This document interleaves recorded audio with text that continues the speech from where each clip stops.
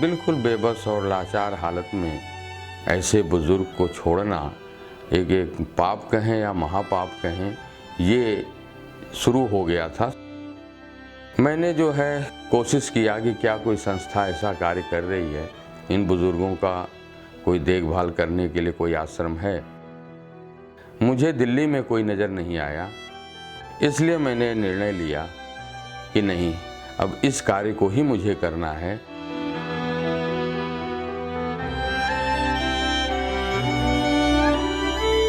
इस वृद्धाश्रम की शुरुआत मेरे माता पिता के आशीर्वाद से और उनके दिए संस्कारों की वजह से ही मैं कर पाया।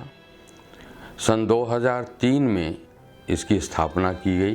बेटे परिवार की तो मुझे बिल्कुल भी याद नहीं आती कि जब उन्होंने वहीं नहीं मेरी केयर करी तो उनसे फॉर्मेलिटी निभाने से क्या फ़ायदा। पिछले 12 वर्षों में हम लोग लगभग 3000 के आसपास बुजुर्गों को सड़क से उठाकर ले आए।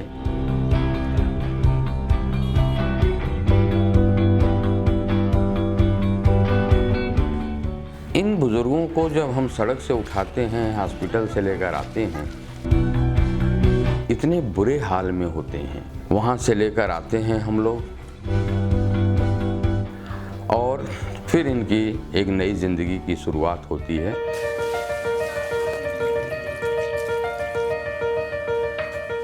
मैं बाबा लोग का सेवा करता हूँ। सेवा करने में मेरे को इतनी आनंद मिलता है, ये मेरे को महसूस नहीं होता है जो मैं पराये की सेवा कर रहा हूँ। ऐसा लगता है जो मैं अपनी माँ बाप की सेवा कर रहा हूँ। खास तौर से साफ सफाई का विशेष ध्यान रखते हैं। जैसे डेली इनके कपड़े चेंज होते हैं, डेली बेडशीट चेंज होती है, बुजुर्गों को डायपर पहनाते हैं, टाइमली उनका डायपर चेंज करते हैं।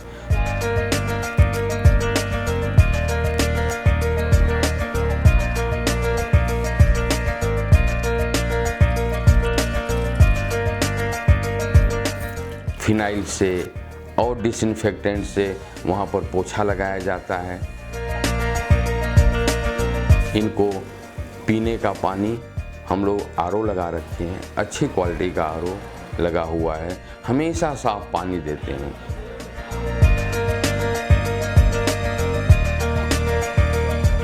जो विजिटर्स हैं वो आते हैं और खुद बताते हैं कि हम लोग बहुत खुश होते हैं यहाँ की साफ सफाई देखकर।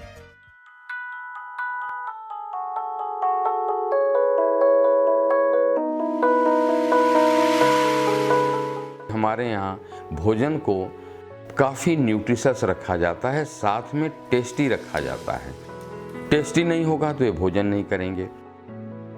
आधी बीमारी तो इनकी भोजन से, आधा हेल्थ तो इनका भोजन से ठीक हो जाता है।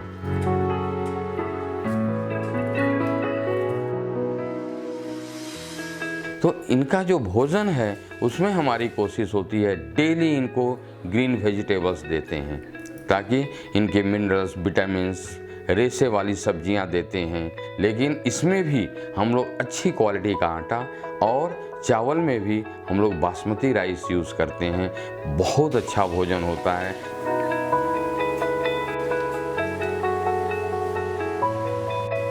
हम यहाँ पे खाना बनाते हैं जैसे घर के जैसे, अलग अलग तरीक़ा से बनाते हैं। एक दिन राजमा हो गया, करी हो गया, खीर बनाया, एक दिन हलवा बनाया, सेमिया बनाया, अलग अलग तरीक़ा का बनाया। मुँह के स्वाद बदलने के लिए एक दिन आइटम बदलते हैं, ऐसे बदलते हैं हम लोग के यहाँ पे भी।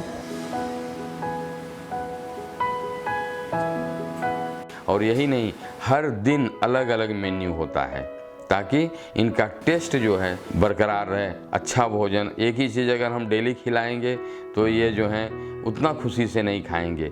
हर चीज़ अलग अलग, यहाँ तक कि स्वीट डिश में भी हम लोग कभी सेवइयाँ बनाएंगे, कभी खीर बनाएंगे, कभी हलवा बनाएंगे। सब्जियों में हर तरह की ग्रीन वेजिटेबल्स, कभी पनीर की सब्जी।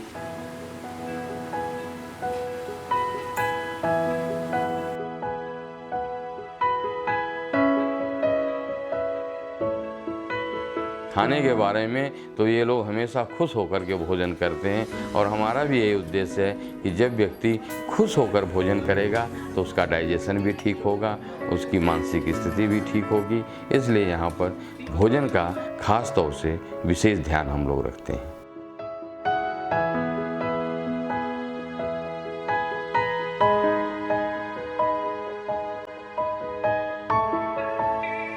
मैं जो यहाँ पे खाना बनाती हूँ, कभी भी मेरे को थकान भी नहीं महसूस होता है। मैं घर के जैसा ध्यान से खाना बनाती हूँ, स्वाद भी लगे, इन लोग के शरीर में ताकत भी आए। खाना पीना सब चीज़ में, कोई चीज़ में कमी नहीं है।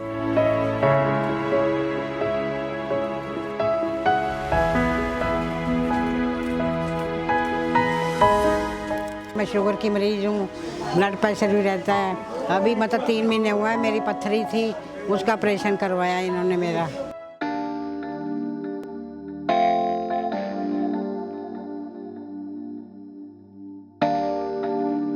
यहाँ जितने भी बुजुर्ग हैं 99% ये शारीरिक और मानसिक दोनों तरह से बीमार हैं। किडनी की प्रॉब्लम है, लीवर की प्रॉब्लम है, किसी को कंजेशन है, चेस्ट की प्रॉब्लम है, हार्ट की प्रॉब्लम है। हमारे यहाँ जो पेशेंट्स मेजॉरिटी होते हैं वो ओल्ड एज पेशेंट्स होते हैं, और जिनमें क्रोनिक इलनेसेस होती है, जैसे कि शुगर के पेशेंट्स हुए, हाइपरटेंशन हुए और न्यूरोलॉजिकल प्रॉब्लम्स हुए। कुछ पेशेंट ऐसे होते हैं कि जो वुंड हैं, जिनको घाव होती है, उसमें कीड़े तक पड़ जाते हैं। वो उनको यहाँ पे ला के उनका कीड़े की सफाई करके, उनको मेंटेन करके, उनको सही तरीके से ये इलाज करना होता है। हमारे पास इतने पैसे नहीं हैं कि हम प्राइवेट इलाज करवाएं, अच्छी प्राइवेट हॉस्पिटल में ले जाएं।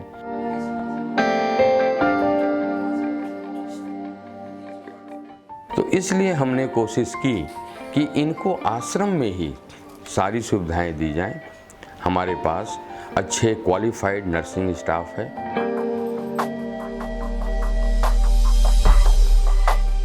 Doctors, MBBS, MD, MBBS, MS, neuro physicians, orthopaedic surgeon, physiotherapist, ये सभी लोग हैं। हमारे पास लेबोरेटरी है जिसमें सभी मशीनें हैं। साथ में चूँकि ये लोग फ्रैक्चर लोग बहुत होते हैं, तो हमारे पास डिजिटल एक्सरे है, जहाँ पर कि इमीडिएटली 2 मिनट के अंदर अच्छी क्वालिटी का एक्सरे हमारे पास अवेलेबल होता है। मेडिसिन लेने में भी कई सारी प्रॉब्लम क्रिएट करते हैं, जैसे उनका जिद होता है कि वो अपने टाइम टेबल से लेंगे, किसी का कहना होता है कि नहीं मुझे अभी कोई प्रॉब्लम नहीं है, मैं अभी मेडिसिन नहीं खाऊंगी, और कोई होता है कि मैं अपने आप से खा लूँगा, अभी थोड़ी देर के बाद खा लूँगा बोल के वो रखते हैं। ऐसे कर करके वो चाहते हैं कि मेडिसिन इकट्ठा करें और हमारे नज़रों के बाद मतलब हम इधर आ जाएँ, वो उसको थ्रो अप कर दें।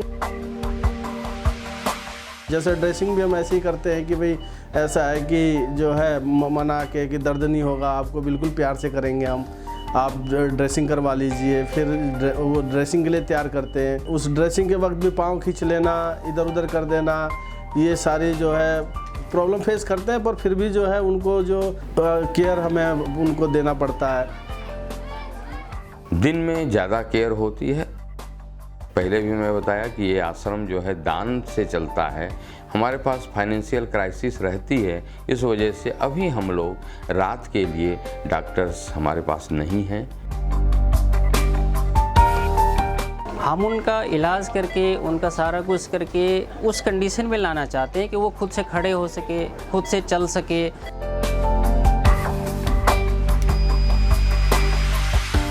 इन सब के बावजूद भी मेडिकल का पूरा अच्छी टीम, अच्छी मशीनें, हर तरह से हम लोग कोशिश करते हैं कि इनका इलाज यहीं पर हो, और एक कह सकते हैं आप कि मिनी हॉस्पिटल या छोटा नर्सिंग होम टाइप का हम लोगों ने पूरा सेटअप बना रखा है।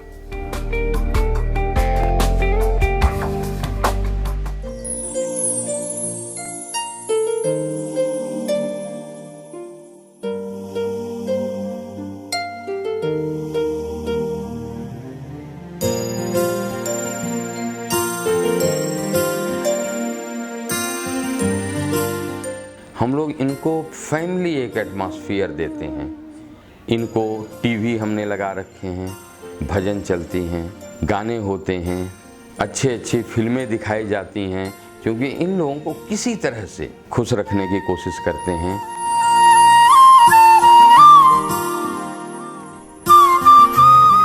मैं जितनी भी भजन मैं गाऊँ, वो लोगों को सब हरे कृष्ण हरे राम करते रहते हैं।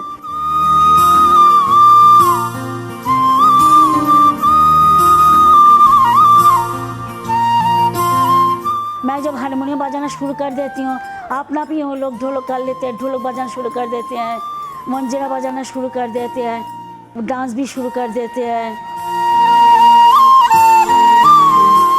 उनके मन में जितना दुख, जितना दुर्भावना है, वो भी जैसे मैं जो 1-1.5 घंटे रहती हूँ, उन लोगों को तब वो सब निकाल देते हैं।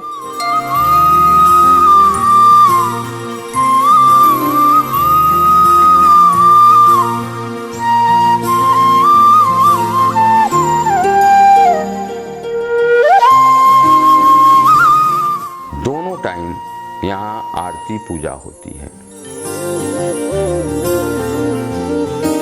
इन्हीं को भगवान मानकर, देवी देवता समझ करके इनकी पूजा करते हैं। मंदिर में इनको बुलाते हैं, वहाँ पर इनको बिठाया जाता है, इन्हीं बुजुर्गों को माला पहनाई जाती है, इनकी आरती उतारी जाती है।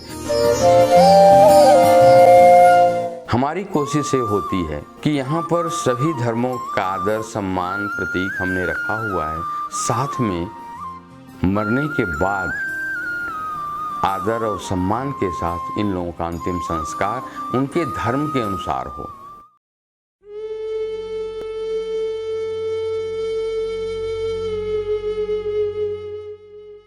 अब तक कम से कम मैं 2000 लोगों का अंतिम संस्कार कर चुका हूं, जिसमें करीब 1500 के लगभग हिंदू लोगों का, सिख लोगों का,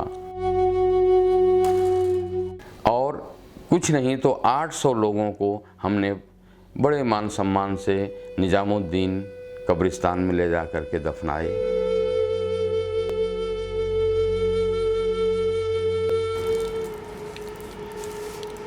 तो इस तरह से जो है हमारी कोशिश यही होती है कि इन लोगों को, क्योंकि ये हमारे माँ बाप हैं, तो माँ बाप की कितनी इज्जत, कितने मान सम्मान के साथ हम अंतिम विदाई कर देते हैं, वही परंपरा यहाँ पर हम लोग निभाते हुए बहुत मान सम्मान के साथ इनका अंतिम संस्कार करते हैं। हम लोग खास तौर से होली का जो त्यौहार है, इसमें जो रंगों का इस्तेमाल करते हैं, ये खुद आश्रम में हम लोग बनाते हैं। ये ऐसे रंग होते हैं, उसमें हल्दी का इस्तेमाल होता है।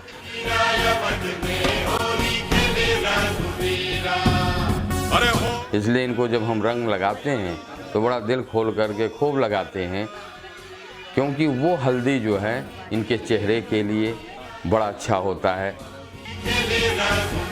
सब कुछ नेचुरल यहाँ, ताकि इनको जरा सा भी तकलीफ न हो।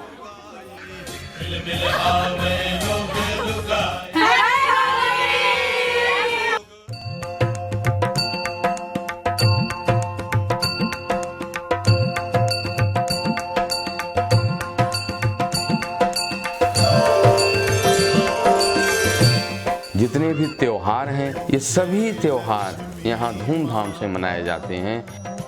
मैया जय लक्ष्मी माँ। सब त्योहारों में इनके साथ सब लोग हंसी खुशी से मिलते हैं, जुलते हैं, इनको हंसाने की कोशिश करते हैं। तो यहाँ दुखी होकर के ये अपना जीवन न छोड़ें, अंतिम यात्रा इनकी सुखद हो, यही हमारी कोशिश रहती है। ओम जय लक्ष्मी माता, मैया जय। हमारा दूसरा आश्रम गंगा के किनारे शुद्ध वातावरण में तीर्थ स्थान पर बनाया गया है।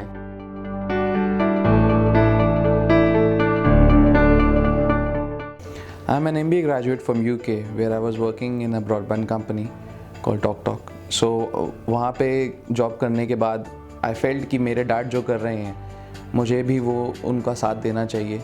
काफ़ी वक्त बीत गया यूके में, उसके बाद सोचा मैंने कि अब मुझे अपने कंट्री के लिए खुद कुछ करना है। ड्रीम ओल्ड एज होम जो हमने शुरू किया, इसका मेन मोटिव ये था to get these people closer towards the nature के जितना पास हम उनको ले जा पाएँ।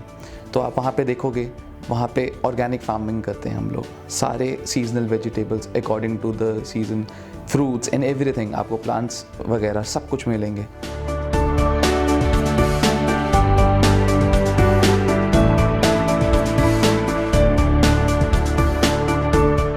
वहाँ पर 100 से ज़्यादा बुज़ुर्ग रह रहे हैं और उनकी देखभाल बहुत अच्छे तरीके से शुद्ध और प्राकृतिक वातावरण में हो रहा है।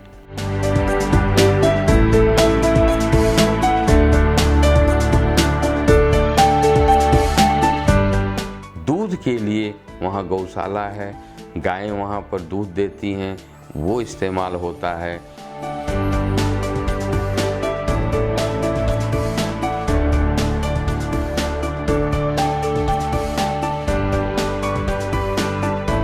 तो हमारे यहाँ लाइट 1 मिनट को भी नहीं भागती। अब सोलर इतना काम करते हैं, इतने चलते हैं 24 घंटे। The growth of the organization is when we are able to serve more people, and thanks to my grandfather and father, what I feel is that in the coming years we'll be able to serve many more people and save many more lives, and that is the main objective of this old age home and NGO that we'll be fulfilling in the coming future.